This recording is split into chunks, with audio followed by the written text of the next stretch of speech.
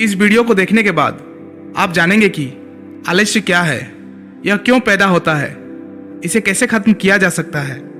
तो आइए इसे समझते हैं एक कहानी के माध्यम से। एक बार की बात है, एक आलसी व्यक्ति एक बौद्ध भिक्षु से कहता है, मुनिवर, मेरे पास बहुत आलसपन है, जिसकी वजह से मैं अपने जीवन में जो करना चाहता हूँ वह कर नहीं पाता हूँ। मुझे कुछ रास्ता दिखाएं। तो बौद्ध भिक्षु उस आदमी से पूछते हैं, क्या तुम्हें पक्का विश्वास है कि तुम्हें आलसपन है?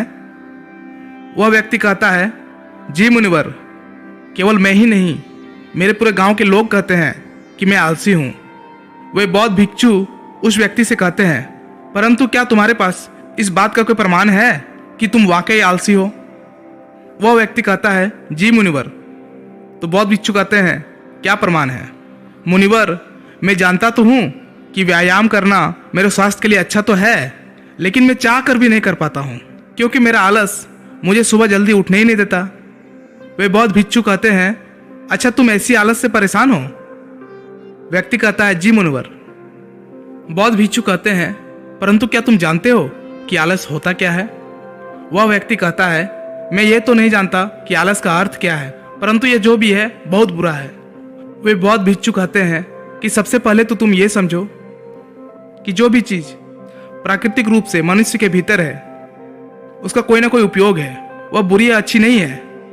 आलस्य एक भाव है, एक विचार है, जिसे जाने अनजाने में हम खुद ही पैदा करते हैं। वह व्यक्ति पूछता है, परंतु वे कैसे मुनिवर?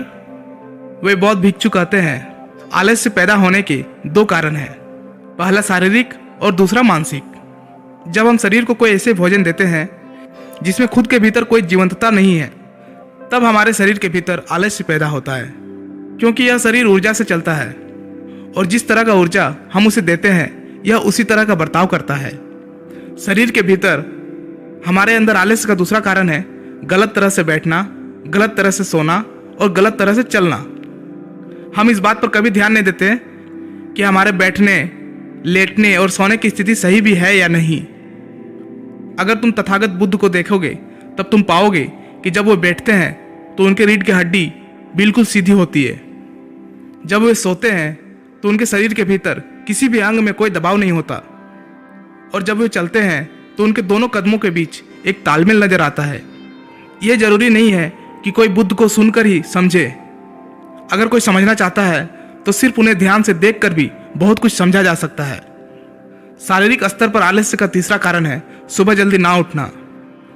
यह सुनकर वह व्यक्ति कहता है, हाँ मुनिवर, मैं सुबह जल्दी उठ ही नहीं पाता। वे बौद्ध भिक्षुक मुस्कुराते हैं और कहते हैं, तुम सुबह जल्दी तभी उठ सकते हो जब तुम रात को सोने का एक सही समय निर्धारित कर लोगे। प्रत्येक बौद्ध भिक्षु को अनुशासन का पालन करना होता है, क्योंकि अनुशासन हमारे जीवन में संतुलन लाता है। ज्यादातर लोग अनुशासन को बुरा समझते हैं, क्योंकि उन्हें लगता है कि अनुशासन उन्हें बांधता है, जबकि असल में यह है कि अनुशासन हमें बांधता नहीं बल्कि मुक्त करता है। तब वह व्यक्ति पूछता है, परंतु मुनिवर, शुरुआत कहाँ से करें? सही तरह से भोजन करने से, सही तरह से बैठने, लेटने या चलने से, या सुबह जल्दी उठने से? वो बौद्ध भिक्षु कहते हैं, शुरुआत अभी से करो। जो भी तुम इस समय कर रहे हो उसे ध्यान से करो। पहले तुम मन के स्तर पर आलस्य को समझो। वैसे ज्यादातर स्थितियों में मन शरीर के कारण ही आलस्य पैदा करता है। मानसिक आलस्य का पहला कारण है हमारे पुराने गलत विश्वास। हमें लगता है कि हम पिछली बार भी नहीं कर पाए थे, इसलिए इस बार भी हमसे नहीं होगा।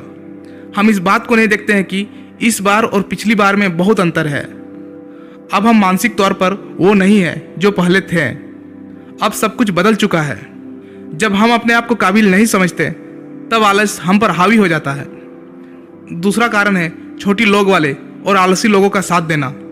कभी कभी ऐसा होता है कि आलस्य हमारे भीतर नहीं होता, परंतु दूसरों लोगों से वो हमारे भीतर आ जाता है। ऐसा इसलिए होता है क्योंकि हम आलसी लोगों की संगति करते हैं। वह व्यक्ति कहता है कि जी मुनिवर, यह एकदम सत्य है। यह बात तो मैंने भी अनुभव की है।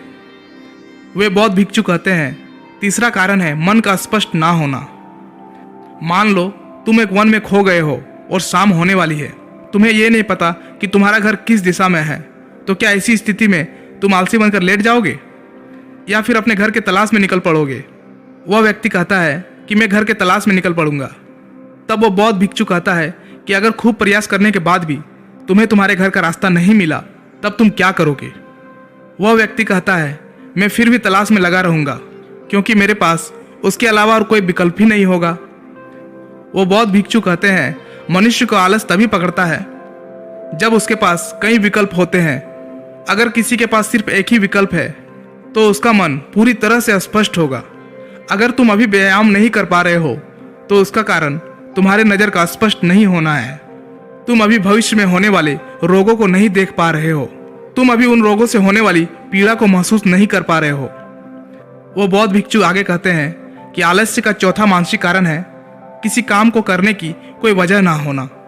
मान लो तुम एक रास्ते से कहीं जा रहे हो और बहुत देर तक चलते चलते तुम कहीं थक जाते हो। अब तुम्हारा और चलने का मन नहीं कर रहा है, तुम्हें आलस्य आ रहा है। तभी तुम वहां देखते हो कि एक शेर तुम्हारे पीछे चला आ रहा है। तो क्या ऐसी परिस्थिति में भी तुम अपने आलस्य को लेकर वहां रुके रहोगे? नहीं ना। तो इस बात को समझो, आलस्य तुम्हें उसी काम को करने से रोकता है जिसे करने की कोई बड़ी वजह ना हो। वह व्यक्ति कहता है, धन्यवाद मुनिवर, अब मुझे आलस्य का सारा खेल समझ में आ गया।